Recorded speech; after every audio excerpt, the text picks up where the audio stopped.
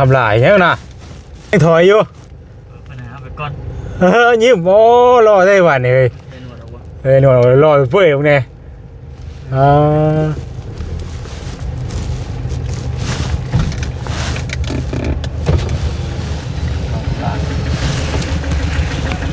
ไหน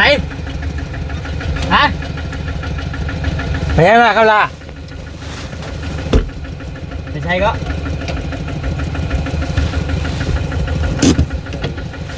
ก็จะเอารถไถไปไว้ไปวันนี้ขี้งอรถตัวนี้คุณทางเข่าบนเฮือนแล้วคุณขี้งอตัวด้านคุณบนเดินนี่ได้บ่ไม่ได้เลิกบ่นี่นะอายุมันเห็นอยู่เนาะมันเห็นอยู่ในทางขี้งอแต่บนพูนทางเขาหน้าโอ้ยมันก็เห็นที่กันนั่นก็ได้เดินได้ไม่ดินท้ายได้เพื่อนพลาดได้อยู่ไปกินหนึ่งเลยบ่โอ้เทนย่านเลย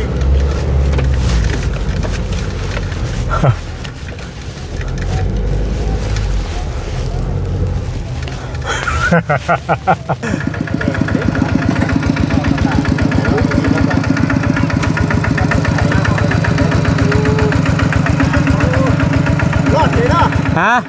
ไม่ได้ตั้งใจป่ะโอ้ย่านอยู่สบายดีไหมสบายดีตัวเห็ดเพียงใส่เสื้องามได้มื้อนี่มาจะตึกกระดุมมาจะตึกกระดุมไปกูบึ้ง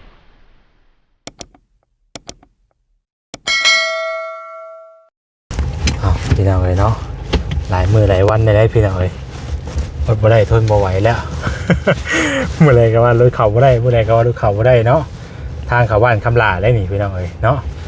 มื้อนี้ลองเบิ่งได้พี่น้องเลยเนาะมื้อนี้ลองเบิ่งเด้อมื้อนี้เป็นแนวใดโหบัดเข่าเพิ่นเข่าไม้ดีครับผู้น้อยใช้น้ำไหลย่างอยู่พี่น้องเลยเอามันคายจะได้เนาะเอาคำเบิ่งช่วยๆกว่าน่ะบ่จิตขึ้นมาเลยบ่จิตจอดบ่ได้เด้นี่น่ะไปป้าเยอะไปป้าบ่จิตเลยบ่นั่งกับบ้าเพิ่นบ่จิตบ่จิตไปท่านบ่คอยฮู้ให้เจ้าบ่ได้เด้นี่น่ะบ่ไปเลยเนาะบ่กล้าฮู้ยังได้แบบนี้มึงนี่น้ำไหลช่างอยู่ไปป้าบ่จิตเลยไปป้าบ่จิตเลยป้อมึงนี่โอ้ยเนาะบ่คำเฮ็ดแล้วบ่คำนี่เข้ามาป่านนี้นี่ก็เป็นลองบ่หาเลยแล้วป่านนี้โอ้ยคือลมแห้งเถย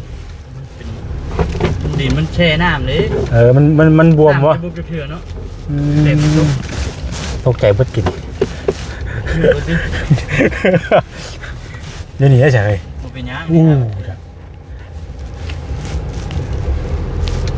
เหนียนดุเนาะมันเหนียนอยู่ดินทรายนะนี่เนี่ยคำว่าดินหลากเนี่ยบ่ได้เนาะครับว่าเนาะดินหลากอันนี้มันเป็นดินทรายซิมันเหนียนเนาะน้ำลายใส่ให้เจ็บเลยดินทรายว่าบอกคำลาบ่น่ะเอาแล้วเอารถไถไปแกยังได้บ่เนี่ยคำลายเนี่ยนะก็ถ่ายให้คือเราจะได้ยินได้ดิยังถอยอยู่ไปไหนเอาไปก่อนยิ้มโอ้รอได้วันนี่เลยหนวดรอเปื่อยตรงนี้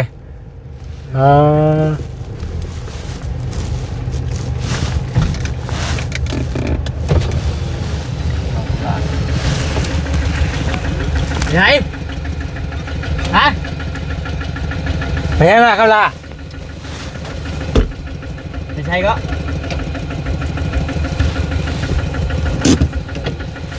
ก็จะเอารถไถไปไว้ประคามมาส่งไปตุชิดจะเอารถไถไปจอดพุ่นเสียรถไถไปจอดอยู่พุ่นแหละเวลามาส่งเพื่อนนั้นเอารถไถไปป้ายพุ่นน่ะเวลาเพื่อนออกมาน่ะเอารถไถไปส่งพุ่นอยู่พุ่นฉันบ่เรียกข่อยเนี่ยเอาเข้ามาเลยน่ะลองเบิ้งเถอะเราจะเปลี่ยนใจไหมเอาไปเลยก็ได้ไปเข้าไปกันที่เราอยากออกรอได้ป่ะนี่ไปโอเคพ่อกันจะพูดโอเคให้ทุกคนไปก่อนบ่เดือดเจ้าไปก่อนพี่น้องไอ้เนาะมาพ่อคำหลายสบายดีไป ประเภท แผดบ่ ประเภทกับบ่จอยไปที่ไหนเนาะ ไปสบายดีเด้อพี่น้องเด้อยุกมื้อใดก็ว่าเขามามื้อนั้นก็ข่อยมาฮอดหน้าทางบ้านเพิ่นก็กราบมืออีก ยัง นี่นะครับอีกเด้อลูกชายเพิ่นมันข่อยบ่ได้เอ้าจะบ่จะ งูจะตื่น โอ้มันเป็นผักอุ้ยยังเคยคือเป็นอันนี่ครับ เป็น ฮะ น้ำไหลคือ น้ำไหลตัดทางบ่ ชอพิดินนะพิดินน่ะมันเป็นคุมเป็นผักบ่ได้บัด หมองนี่ใช่เฮ้ย เป็นอย่างเด้อ มันก็แน่นนี่ติหมองใดมีน้ำน่ะถือว่าปลอดภัยเนาะ ท้ายมันเป็นดินท้ายปลูกไปเลย แม่นบ่ไอ้ค่าย่างบ่ กู โอ้ยบ่คิดเกียร์เราคำลาเนาะ แม่นแล้วแม่นเอาเจาะเลย เอาจอเลย คนหากระยุทธ์เนี่ยได้เบิ่งชาวนี้จะตกอยู่เนาะวานนี่ก็ตกวานนี่ ทางนี่ดีกว่าเฮาย่างมาตอน2เทื่อตั้งทางอ่ะตอนเฮาย่างมายังดีกว่าตอนนี้อีกเนาะอ๋อบ่คำน้ำหลายแท้นี่เฮ็ดได้เฮ้ย ลุย ฮะ ไม่เคยจ้ะมันค่อยบ่ได้ขี้งอรถตัวนี้คุณทางเข้าบนเฮือนแล้วพุ่น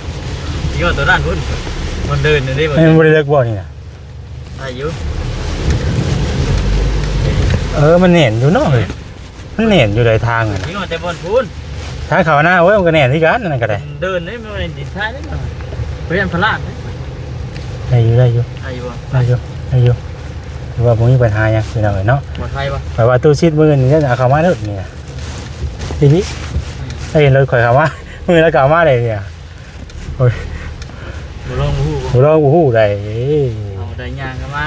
ย่านดิ ย่างเข้ามาโดด เจ้าบ่เอากระจกขึ้นบ่ ฮะลืมเลยแหละโหนี่ว่าจะว่าน่ะ นี่แหละทางเขาเดินละจะย่านอยู่ ญาติบ่ญาติมื้อนี้บ่ สิเอาเข้าทางนี้แล้วบ่คือไปข้างหน้า ไปเข้านี่เลยแล้ว เฮ้ยไปกินนึงเลยบ่โอ้เทนย่านเด้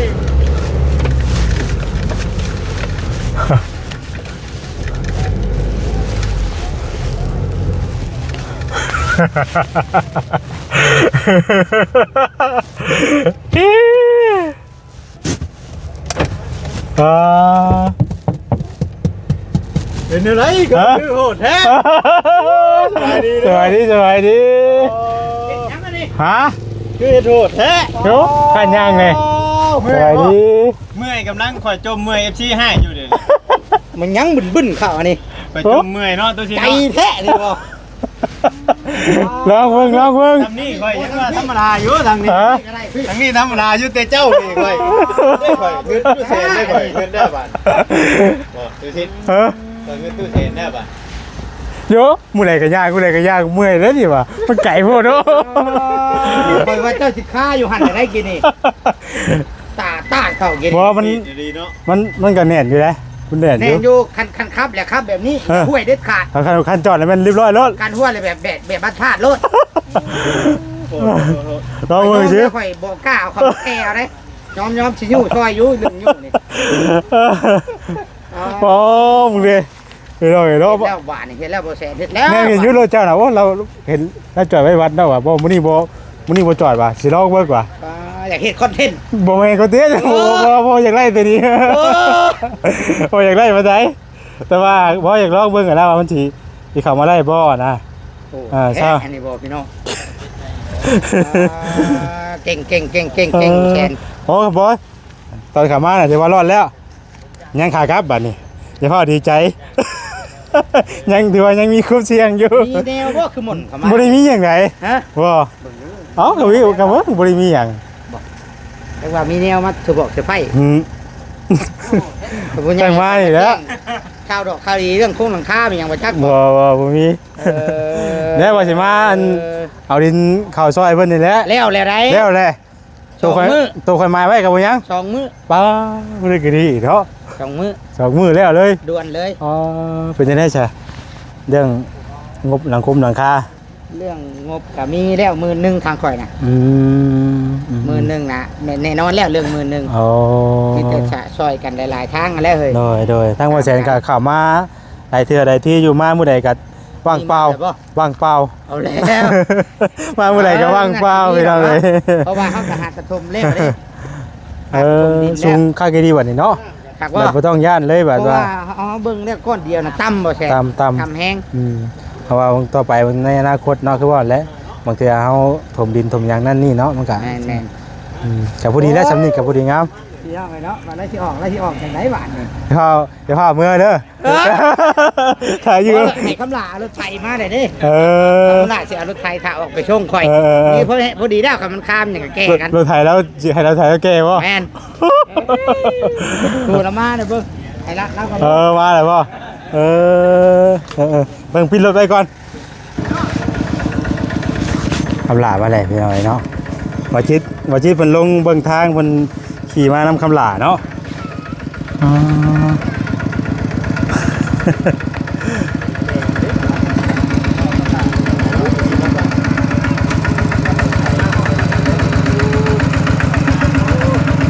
รอดเลยเนาะ ฮะ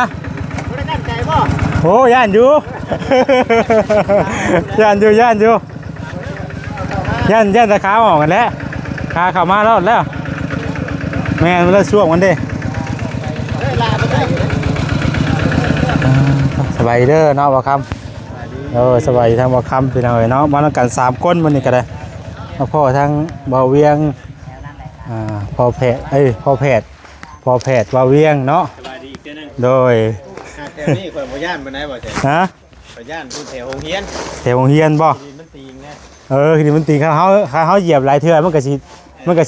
บ่แต่เขาจอดบ่ได้เลยแต่เขาไปเขาต้องไปยาวเลย ต้องไปเลยเนาะ แม่นเขาจอดแล้วมันจะดูดบัดนี้ ลูกชาย บ่หักทางนี่โหดกว่ามือเฮาย่างกันมาอีกได้ โหดกว่ามือเฮาย่างกันมาอีกว่ามือเฮาย่างมาน่ะตอนนั้นมันเริ่มแห้งเลยมันแหลดสองตั้งตัวไรมือเลยมันแหลดตั้งตัวไรมือเลย โอ้ยมารวมกันหลายคนบ่มีแนวกินชุมแซวกันนั่นเนาะ ในขาเนาะแต่เรา เริ่มขาว ต้มมันนั่นก็ อยู่กับมันหลายคนมันมีแนวกิน ใช้ต้มน้ำก่อน ต้มมาม่าป่ะ ต้มมาม่าเมื่อนั้นต้มในกอง พี่น้อยเนาะเดี๋ยวเขาเอาไปหาทางนั่นก่อนเนาะเอาคำลาเป็นก่อน ตัวโพนนี่เกือบเบิดพี่น้อยเนาะเพิ่นเอาดินเขาคือว่าเอ้ยเขาครับครอบนี่ก้อนเข่าแม่ก้อนอาบน้ำให้แม่ก้อน เนาะทางนี่ก่อนไปแล้วตัวลงน้ำเป็นพี่น้องเอ้ย ปุ่นมื่อนี้ก็หลายคนจำมาจักไรเขามา อยู่เขามาหา สบายดีแม่ สบายดี ตัว เฮ็ดเพียงใบ ใส่เสื้องามได้มื้อนี้ มาจะตึกกับลูก มาจะตึกกับลูก ไปกูมือลูกไปกูมือจนบ่เวียนแห้ง นี่บ่ปฏิเอาดินเข้าตัวนี้บ่ คนออกมาเด้อครับล่ะเด้อ คุดออกว่า คุณออกเด้อข่อยสิใส่เลย ตำหลาคุดออกเลยเนาะตำหลาคุดออกคุดแล้วคุดออก หมายไว้เลยดิข่อยหมายไว้เลย อีพ่อทั่วกาแฟนะเจ้าได้ ลืมล่ะไปย่างเดียวยังเงินไหนไปซื้อเอา เป็นหยังเปิดแล้วเลย เป็นยังเลยบ้านรถเนาะ มือไม้ใส่เนาะขอมือไม้ได้บ่ โดย ลืมป้าลืมอีดีขอโทษอะไร เป็นหยัง พี่น้องเอ้ย นี่ก็ฝนตกจัดว่าแต่ว่าเสนคืนแล้วเบิ่งเป็นตกบ่เช้านี่ก็ได้ ตกได้อยู่บ้านได้ไหมตกอยู่ได้ ตกคือกัน เลย หักเบ็ดบ่แห้ง ตกแต่ว่ากับตกแบบว่าเป็นทางน้ำหลายเลยคำว่าฝนตกแห้งนี่ฟ้าออกเลยนี่น้ำมันจะขึ้นได้น้ำมาอีกบ่ลูก น้ำเครื่องจะเต็มบ่ได้ไหมมันบ่ได้กับมันตกวงกว้างเลยมันน้ำมันไหลลงมาแบบโฮมกัน ตอนแม่มาแม่ไปตึกกระดุกมื้อเช้านี่นั่นน้ำบกได้แม่จังมาน่ะน้ำมาอีกเนาะแสดงว่าน้ำมาอีกนี่ แม่นน้ำมันก็ยังมีอยู่แต่ว่าถ้าคือว่าฝนขึ้นลงมาจากนักชั่วโมงนึงนี้ ออกเลย อันอยู่ปากบุงพี่เลยบ่ลูกปากบุงทางพี่เลยบ่ ยังบ่ได้ขึ้นฮอดแต่ว่าน้ำมันก็เริ่มสูงอยู่นะแต่น้ำมันก็หลายหันคือมันมีทึนไปซิแล้วน่ะถ้าคือว่าฝนมันตกแห้งมันก็ขึ้นโลดเสียนะ เฮ็ดได้จังเอาบืนรถมาจ้ะบ่ล่มนะลูก ก็ได้อยู่ได้ไหมตอนแรกก็คือว่าสิบ่ได้แล้วมันก็ทางมันแน่นอยู่เด้ถ้ามันเป็นดินตมน่ะบ่ได้ดอกอันนี้มันเป็นดินทรายเนี่ยมันแน่นทั้งพืชมันเด้ก็เลยพากันเอามาเนาะมันลองเบิ่งว่ะเนาะ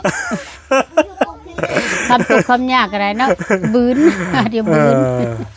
เอาอย่างไรก็ติดหนีไว้ก่อนพี่น้อยเนาะมื้อหน้าว่าสิเอามาฝากมาต้อนเพิ่นเพราะว่าได้บอกกับเพิ่นไว้แล้วมื้อนั้นว่าสิมาแล้วสิเอากาแฟมาต้อนเพิ่นเด้อว่าซั่นน่ะแต่มาก็ลืมอีดีขอโทษขออภัยหลายๆแต่มามื้อหน้ามื้อใดสิเอามาต้อนก็จะได้มาเรื่อยอยู่หรอกแม่เอ้ยแม่จนเสร็จสิ้นไปแล้วนะลูกจนเสร็จสิ้นจนแล้วพุ่นแหละแม่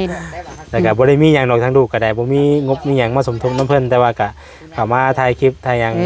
บ่ปากบ่กินกันโดยบ่ได้มีคลิปมีหยังดอกพี่นะก็บ่ได้มีงบมีหยังเพิ่มเติมน้ำเพิ่นหรอกว่าซั่นก็ได้ก็อยากมีอยู่แต่ว่ามันบ่มีเด้อจ้ะแม่นความเจ้าเฮากับมันบ่มีแล้วก็บ่มีแหละจังได๋จ้ะพี่น้องเนาะประมาณนั้นแหละพี่น้องแต่ว่าลิ้นนี่เพิ่นเอาเข้าแล้วติแม่แล้วเช้าได้อยู่บ่ตึกป่านะได้เธอละฮิบได้เธอละยิบบ่ปลายังแม่ปลากับดอกกับแดดนี่แหละลูกปลาขาวลังโก้นะไม่มีตัวใหญ่ได้วันนี้ได้ถ้วยนึงมาแล้วพาเดี๋ยวบุกเช้านี้ใบยักษ์โตละมาหาดอกไม้พร้อมปลากระดุกในวันทางหาดอกไม้มาต้ม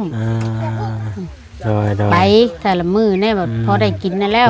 ได้กินนะแม่เนาะคันบ่ไปแบบบ่ได้กินนั่นแหละแม่ตกอีกว่าฝนเมื่อคืนนี่กับทางนี้ตกหักบ่แห้งคืนบ้านนี่ลมเมื่อคืนนี่ก็ตกลมเลยเมื่อคืนนี่บ่ลมคืนนี่อยู่บ้านพุ่นน่ะผ้าแตกผ้าหลังได้ยินบ่แตกคือกันบ้านนี้อยู่ทางนี้บัดตอนเจ้าคืนช่วงเจ้าคืนมื้อวานนี่ลมบัดนี้ช่วงมันตกน้ำสิมากนี่ก็โอ้ตลมปานแบบจนกงไม้ก้องตายแต่ว่าบ้านปานว่าผลไม้ปีไม้ใช่เลยเทียงนะให้กลัวว่าผลมาไม้ใช่ไหมมันช่างลาแหละพ่อเนาะจ้าเยอะเนาะเบิดเด้อว่าพ่อได้เนาะผลเมื่อเด้เดือนเก้าเนาะเฮาเหนียวมันซื่อได้ปกติมันแต่ว่าเพิ่นกำลังสิเมื่อไปจักเนาะแม่นแต่ผ้าดังช่างเพิ่นเนาะผ้าดังช่างบ่แม่โยดังตึงดังผ้าดังช่างผ้าหัวปลาเข็งจังได๋แม่ว่านะพอช่วงนี้ได้น้อยเนาะแม่นเดือนเก้ารับนี่ได้คันแม่นตาเฮาบ่เหนียวนั่นเฮาเฮ็ดบุญแล้วเดือนเก้าเนาะตาเฮาเฮ็ดแล้วตะเก้านะ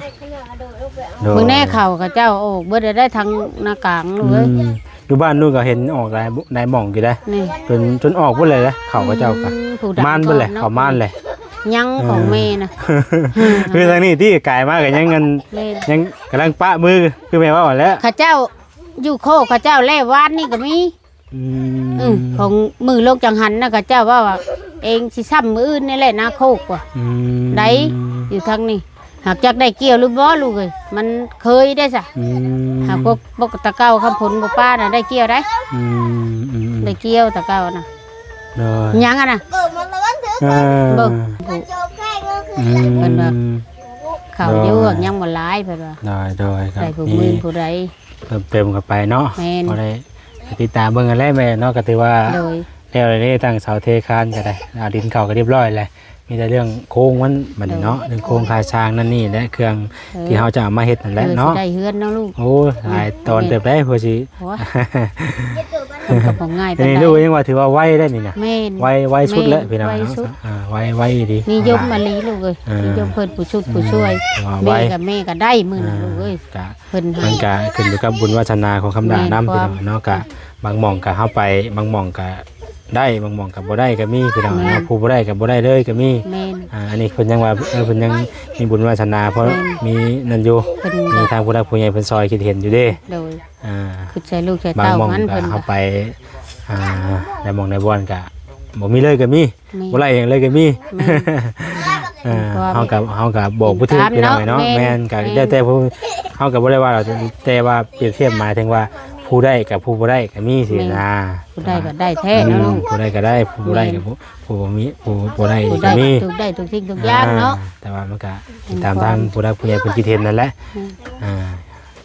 ประมาณนั้นได้พี่น้อย อันนี้คำลาไว้ ไว้แล้วลูกมาไว้ ไว้อันนี้ลูกเอ้ย ต่อนี่ก็ ป้า ยังเหลือแต่นี่บ่นี่เนาะพอดี ตัด คนออกมาเลยบ่แม่ แม่นพาเดียวตัดกับลูกกันแล้วกับคำลากับลุงนั่นแหละลุงเชิดนั่นแหละกับตาขึ้นนั่นแหละพาเดียวซอยเดียว3คนเขา โอ้โดย ยังต่อนี่ ยังประมาณนี้เนาะ แม่น นี่แหละพี่น้องเนาะก็ถือว่า บัดแรกก็มันเสด็จน้ำแล้วไงพุทธดินนี่ เขาแล้วเนาะแต่ว่าตอนนี้ก็ทั้งตุจิตเพิ่นคุยเรียกกับคำลาอยู่ทางเฮากับมาร่วมกันกับ แม่น ป้าเพิ่นถ่าพี่น้องเนาะว่าประมาณนั้นพี่น้องแล้วก็เข้ามาอัปเดตเยี่ยมยามทางไทยคือเก่าแหละพี่น้องเพิ่นมียังเพิ่นมีเมนูยังมื้อนี้คำลามีเมนูยังบัดนี่ จาก ตัวมาอีกบ่ ป้ามีแต่ดอกไม้เนี่ยต้มหมอบ่ได้จะว่าตึกป่าแถวนี่ยากหากินได้ลูกเอ้ยไปเบิดมือย่อนั่นลอยน้ำลมหักบ้าปวดน้ำเลยย่อ เห็นน้ำลายคือสิมีปลาเนาะ แม่น แน่เห็นแล้วคือสิมีเนาะ ยัวตัวเองยัวบาดนี้มาด่าถึงแล้วย่อย่อเดี๋ยวเมื่อยย่อถิ่มกระดุงเกลมมาถิ่มแต่บนทางเนี่ยรีบกลับมาลงไม้ เลย ภาษาลงไม้ยังบ่อยากได้ในบ้านนี่แม่นว่าดอกลงไม้ไผ่นี่บ่มี เลย ได้ผู้พ่อแกงพ่อต้มผู้ครอบครัวใหญ่นี่บ่อยากกินผู้พ่อกินบ่แล้ว เลยมาแหละพี่น้อยเนาะเอากลับมายินดีนำคำลาแหละพี่น้อยเนาะในเวลาชาติกะคอยติดตามไปและคอยเฮ็ดคอยไป เลย กะนี่นั่นแหละบ่เอาดินเข้าไปเลยเด้ ดินก็เต็มเลย ยังเหลือแต่ส่วนทางกูเหลือเชิงแล้วยังทางนี้ เอ้ยพว เนาะ กไรหำจะพวกไรหมอแม็กเด้อหมอ เป็น แม็ก เช้าแล้วว่าเป็นไข่แม่ เช้าแล้วชักยา2 เข็ม พยาสองเข็มบ่ ชักยา2 เข็มนำเขาบ้านเพิ่นนะบ้านนั่นแหละ ใช่พี่น้อยเนาะเดี๋ยวทางมาแสดงกันสิจบคลิปไว้สำนี้ก่อนเนาะติดตามในคลิปต่อไปแล้วสิเอาเข้าไปโอไปร่วมกันทางคำลาเป็นก่อนเนาะโดย